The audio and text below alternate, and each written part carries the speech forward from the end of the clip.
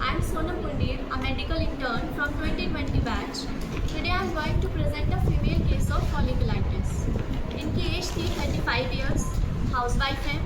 Chief complaints हैं इनको right side में बटक से लेकर पूरी नीचे लेग तक इरप्शंस थे, लगभग 2-2.5 साल से। एलोपैथी मेडिसिन खाई थी इन्होंने, बट उसके बाद फिर हो जाते थे, रिकरेंट इरप्शंस थे, छोटे छोटे दाने थे और काफ़ी बहुत ज़्यादा रेड थे। उसके अंदर पस फिल्ड था, बहुत ज़्यादा ईचिंग होती थी। ईचिंग करने के बाद इनको बर्निंग बहुत ज़्यादा होती थी और ये सही से एक्सप्लेन नहीं कर पा रही थी, बट मैं समझ गई थी कि स्टिंगिंग पेन था इनको। इनका कहना था कि जैसे किसी कीड़े ने काट लिया हो, तो स्टिंगिंग पेन था और पस निकल आता था आफ्टर स्क्रैचिंग। एग्रीवेशन था इनको हीट से और टच से, और एम्बुलेशन था कोई भी कोल्ड एप्लीकेशन से। तो ये ठंडा पानी उस पर लगा लेती थी, इनका दिल होता था कि ये बर्फ़ लगा लो उस चीज़ पर। अदर कंप्लेंट्स में बैकेक था, कुछ गैस्ट्रिक इश्यूज़ थे, चलने पे इनकी सांस फूलती थी और हाथों में सुनपन था। एपिगैस्ट्रम रीजन में जलन रहती थी बहुत ज़्यादा, तो DSR लेती थी।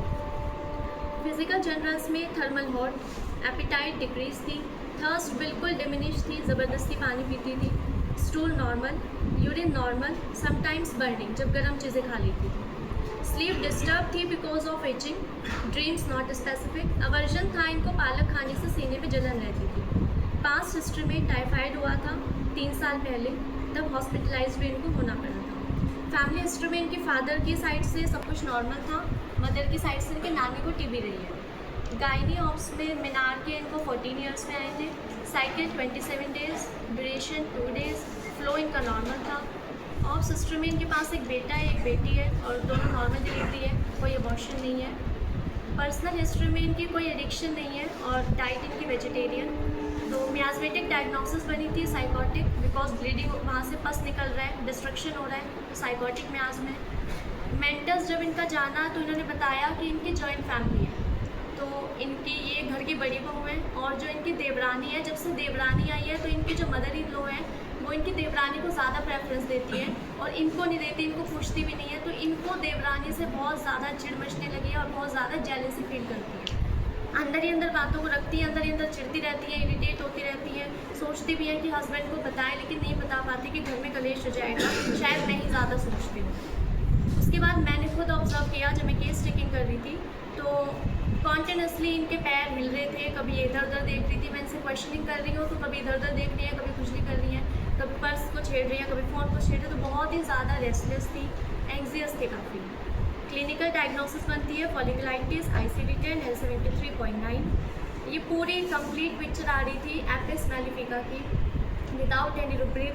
तो क्योंकि एपिस मेलिफिका का जो माइंड होता है उसके अंदर बहुत जेलसी फैक्टर होता है और बहुत ज़्यादा वेक्सेशन होता है, मतलब चिड़चिड़ापन होता है, बहुत इरिटेट होती है, बहुत रेस्टलेस होती है और उसके जो बर्निंग पेन होता है, स्टिंगिंग पेन होता है, ये भी इनको थर्स्टलेस होती है, तो ये भी इनको बिल्कुल भी प्यास नहीं लग रही थी। और इनका जो एग्रीवेशन था वो हीट से था और थर्मल भी इनका हॉट था। तो ये कंप्लीट पिक्चर आ रही थी एपिस मेलिफिका की, बट स्टिल मैंने रुब्रिक्स लिए थे। Skin eruptions pustular, skin burning, mind ailments from jealousy, mind irritable, generalities heat aggravates, generalities thirstlessness. तो मैंने इनको प्रिस्क्राइब की थी एपिस 200 1 डोज और साथ में SL30 15 डेज़ की दवाई दी थी। 15 दिन बाद जब ये आई तो 70% चीज़ें इनकी ठीक हो गई थी।